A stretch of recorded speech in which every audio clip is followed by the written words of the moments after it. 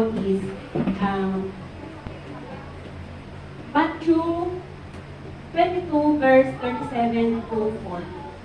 Ito po ang sabi ko mga kapatid. Gusto ko pong basahin sa inyo yung Matthew chapter 22 verse 37 to 40.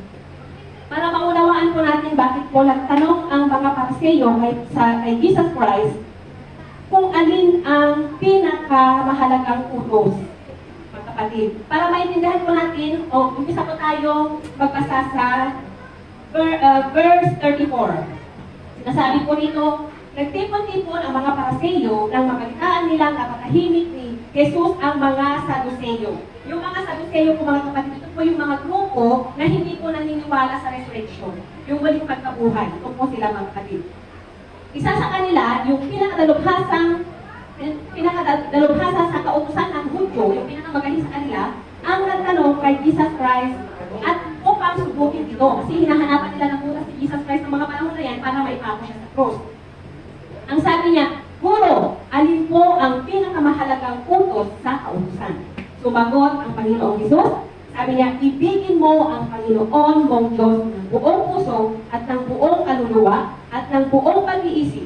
Ito ang pinakamahalagang utos. Ito naman ang pangalawa. Ibigin mo ang iyong kapwa gaya ng pag-ibig mo sa iyong sarili. Sa dalawang utos na ito, nakasalalay ang buong kautusan ni Moises at ang katuruan ng mga propeta. Yun po yung verse 40 po. Dito po mga kapatid, nagbigay po ang Panginoon ng dalawang utos. Pinakamahalagang, the greatest commandment mga kapatid, yung sinamarize po ni Jesus Christ, yung kautusan noong Old Testament. Yung kautusan po ni Moises at yung mga turo po ng mga propeta ay sinamarize po ni Jesus Christ sa dalawang commandments lang. Ang sabi po ng Panginoon, love the Lord your God with all your heart, with all your mind, with all your soul, and love your neighbor as you love yourself. Mga kapatid, para po mas maunawaan po natin, yung first 3 commandments po ni Moises, you shall have no other God for me. You shall not make an image o kang gagawa ng Diyos-Diyosan mo pang samahin. At huwag mong gagamitin ang pangalan ng Panginoon mong Diyos sa walang kabuluhang bagay. Yun po, yung first 3 commandments po na yun, is yun po yung love the Lord your God. Yun po yung unang commandments na binigay ng Panginoon. Yung pangalawa po, yung number 4 hanggang number 6 po sa 10 commandments, yun po yung sinasabi ng Panginoon na love your neighbor as you love yourself. Kasi ano po ba yung pang-apat hanggang pang-10 commandments, di ba? Sabi niya doon, do not commit murder, do not steal, do not lie, honor your father and your mother. Diba? It's all about mankind. Yes? Praise God, mga kapatid. Ang tanong po dito, did God abolish the law? Kasi sinamarize na lang niya sa dalawa eh. Diba? Did He abolish the law? No. Malinaw po sinasabi dito kay Ate Paz kanina. Do not think that I have come to abolish the law or the prophets. I have not come to abolish them, but to fulfill them. Bakit mga kapatid? Because, diba sabi niya dito, love the Lord your God.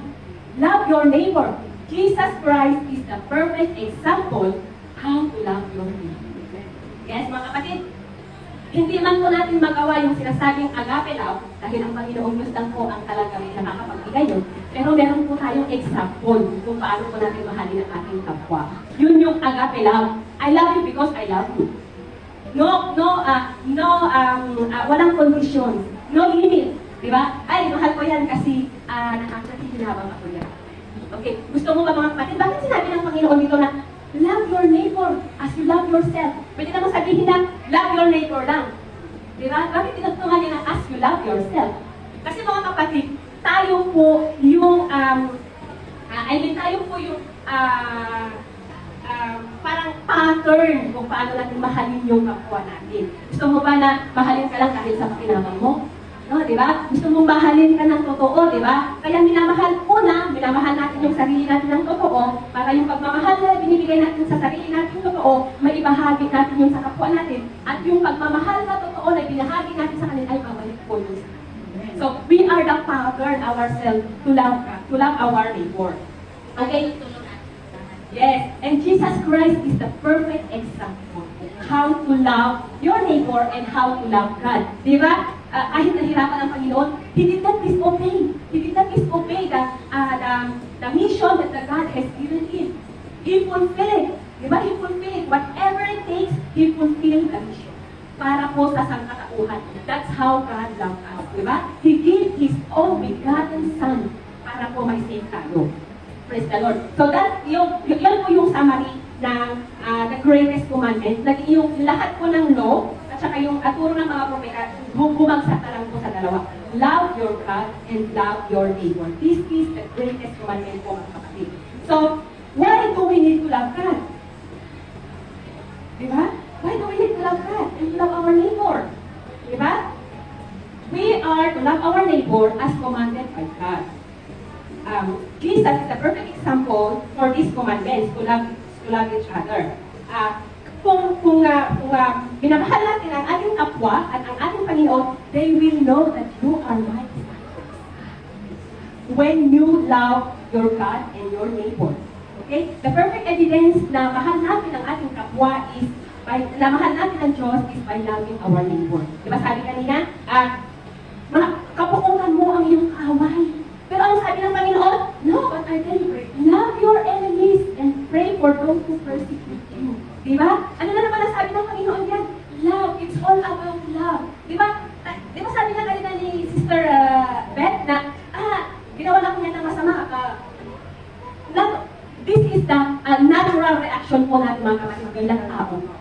Maghihina na po tayo. At talagang sasama pa yung loob natin. Pero kung tayo po ay nasa Panginoon mga kapatid, ang sinasabi ng Panginoon, bless those who persecute. Pray for your enemies and love them instead. Okay mga kapatid, praise the Lord. What does this mean to love God? Okay? Nasa John 14:15 po, sinasabi dito, if you love me, nasabi po ang kapatid sa John 14:15, if you love me, keep my Amen, praise the Lord. If you love me, sabi ng Panginoon mga kapatid, what does it mean to love God? Napakasimple mga kapatid, pero napakalagaan. Diba? Sabi niya, if you love me, keep my commandments. So, sa paano paraan natin nagagawa ang commandments ng Panginoon? Kanino natin binibigay yung paggawa? Paano natin magagampanan yung mga commandments ng Panginoon? Hindi natin nakikita ang Panginoon. So, kanino natin gagawin? Sa kapwa pa rin. O, diba? Kaya mabigat po mga kapatid yung sinasabi ng Panginoon. Although napakahirap po, napakabigat po na love your neighbor and love your God. Mga kapatid, praise the Lord. How does God want us to love Him? Paano po natin mamahalin ang Panginoon? Paano po yung kagustuhan ng Panginoon na pagmamahal sa Kanya? Di ba malinaw po sinasabi doon? Jesus replied, love the Lord your God with all your heart, with all your soul, and with all your mind. Diba? May pattern po ang Panginoon kung paano po tayo magmahal sa Kanya. Hindi po yung kakata tayo, I love you, Lord. Hanggang doon lang. May sinabi ang Panginoon, may pattern po ang Panginoon kung paano tayo magmamahal sa Kanya. Malinaw po sinasabi, kahit po sa Old Testament, sa Deuteronomy, if I'm not mistaken, Deuteronomy 6:5, love the Lord your God with all your heart. Noon pala nagtumanda ang Panginoon mga kapatid, na love the Lord your God with all your heart. Bakit sinabi ng Panginoon na love the Lord your God with all your heart? Bigyan po kayo ng example. At kahit po hanggang ngayon nangyayari po ito sa ating relasyon. Noon po yung mga Pariseo, sinasabi nilang mahalin ang Panginoon, pero ang ginagawa nila sa kapwa nila, nakihina. Pinagsisilbihan po sila sa kapwa nila. Pero hindi po yun ang hinihingi ng Panginoon. Ang hinihingi po ng Panginoon is, love your God with all your heart. Hindi po makagulong. Ang gusto po ng Panginoon, mga kapatid, ay galing po sa ating puso ang pagmamahal po natin sa Panginoon. Yan po para sa akin po yung kwento na yun, nandun po yun sa Matthew 23, verse 2 hanggang Matthew 23. 23, verse 2 hanggang 4. Then Jesus spoke to the multitudes of His disciples. The scribes and the Pharisees sit in voices. Therefore, whatever they tell you to observe, that observe and do not according to their work. Diba sinasabi dito, huwag niyong gawin ang katulad ng sinasabi ng mga Pariseo. Kasi ang Panginoon, gusto ng Panginoon, pagsilbihan, kasi mga hypocrites ang mga ito eh. Mga mapagkunwari na nagmamahal ng po sa Panginoon, naggaling sa puso, pero nagkukunwari lang sila kasi hindi, you cannot, meron pong kasabihan ngayon sa literal na mundo na you cannot treat your neighbor like garbage and lang hindi po natin pwede itrato na parang basura yung kapwa natin, pero sabi natin mahal natin. Diba? Sabi ng Panginoon, love the Lord your God with all your heart. Sinasabi po dito sa Matthew 15, verse 8, sabi dito, these people, yung mga tao po na yun, mga hypocrite, draw near to me with their mouth only. Diba? And honor me with their lips, but their heart is far from me. Diba mga kapatid? Huwag po tayong maging hipokrita sa ating paglilingkod sa Panginoon. Kailangan po natin tayong maglingkod sa Panginoon ng wholehearted po mga kapatid. Katulad po ng paglingkod ng Panginoon sa atin, yung siya po ay napakot sa puso kang tayo po ay bigyan ng eternal life. Praise the Lord. Pangalawa po mga kapatid, with all your soul. Diba? Sabi dito, with all your soul. What does it mean? To love the Lord with all our soul. Meaning, we need to love the Lord eternity. Hanggang po sa ating kamatayan po mga kapatid, mahalin po natin ang ating Panginoon. When our heart stops beating, our soul keeps living, mga kapatid. Mamatay man po tayo mga kapatid, yung kaluluwa po natin, yung spirito natin, patuloy po nagpupuri sa ating Panginoon. Kaya ano po sinasabi? Dito mga kapatid, kanina lang po nagkaroon itong mga ito sa akin, na parang samahin na rin po ng nakakapit natin, sabi dito, this then is, what good will it be for a man if he gains the whole world, yet forfeit his soul? Diba? Diba mga kapatid, or what can a man give in exchange for his soul? Diba? Mag-i-invest na rin lang naman tayo mga kapatid, mag-invest na po tayo para sa kapakanan ng ating Panginoon. Yung ini-invest po mga kapatid na hindi po napupulo. Kasi the world will pass away. Okay, but the word of God in our heart, in our soul, in our mind will never pass away. Hindi po yan mawawala mga kapatid. Nandito po yan, nakaukit po yan sa ating mga puso at sa ating mga isipan. Kaya kung mag-i-invest na rin lang naman tayo mga kapatid, i-invest na natin yung sigurado, hindi na tayo.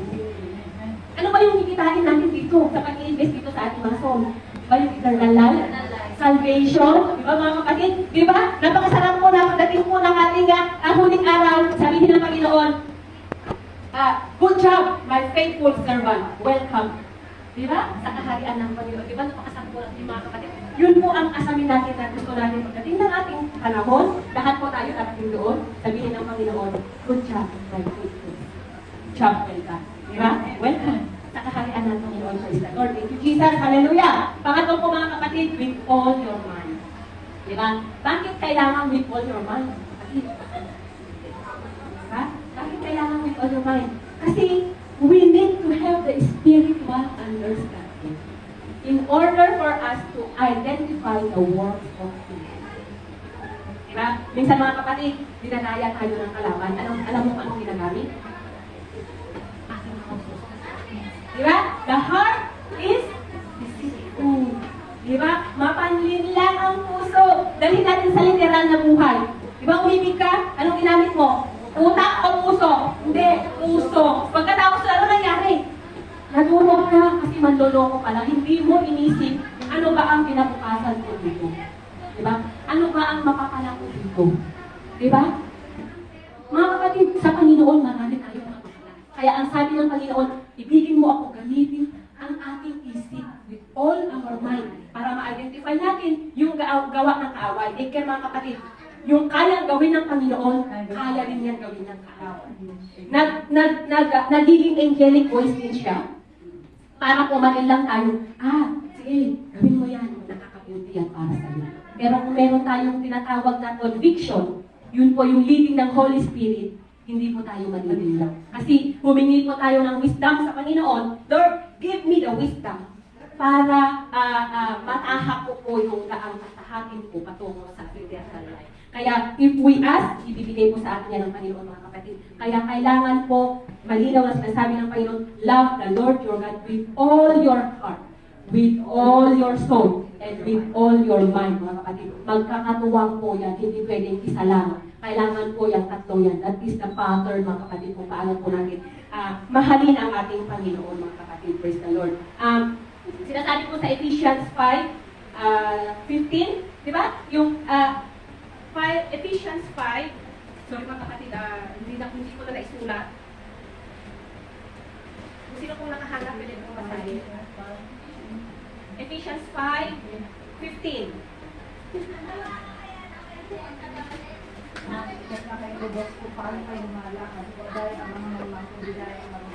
Amen. Diba malinaw po? Mag-ingat po tayo kung paano tayo lumalakad. Hindi kagaya ng mga mangmang, kundi kagaya po ng marurunong. Sa ano po sinabi sa 17? Kaya huwag kayong maging mga magmahal, hindi unawain niyo ano ang kalooban ng Panginoon. Yun. Malinaw sinasabi mga kapatid. Huwag daw tayong maging mangmang. Unawain daw po natin ang kalooban ng Panginoon. Ano po ba yung kalooban ng Panginoon mga kapatid? Tignan po natin sa Philippians 4:8. Philippians 4:8, sinasabi dito, finally, brethren, whatever things are true, kung ano yung totoo, whatever things are noble, kung ano po yung dapat, whatever things are just, kung ano po yung makatarungan, whatever things are pure, kung ano po yung puro, whatever things are lovely, whatever things are of good report, if there is any virtue, and if there is anything praiseworthy, meditate on these things. Mga kapatid, malinaw po sinasabi namin, i-meditate po natin mga kapatid kung ano po yung kalooban ng Panginoon sa atin. Praise the Lord. Ito po assignment natin. Lahat po tayo, meron pong pinigay ang Panginoon yung benefit of loving God. Nasa Psalms 91:14, Romans 8:28, Proverbs 8:21, John 14:21, 1 Corinthians 2:9, Exodus 20, verse 6. So mga kapatid, kung mag-i-invest na rin lang naman po tayo, mag-invest na po tayo ng mga makalangit na investment po mga kapatid. Praise the Lord. Hallelujah. Purihin po ang Diyos.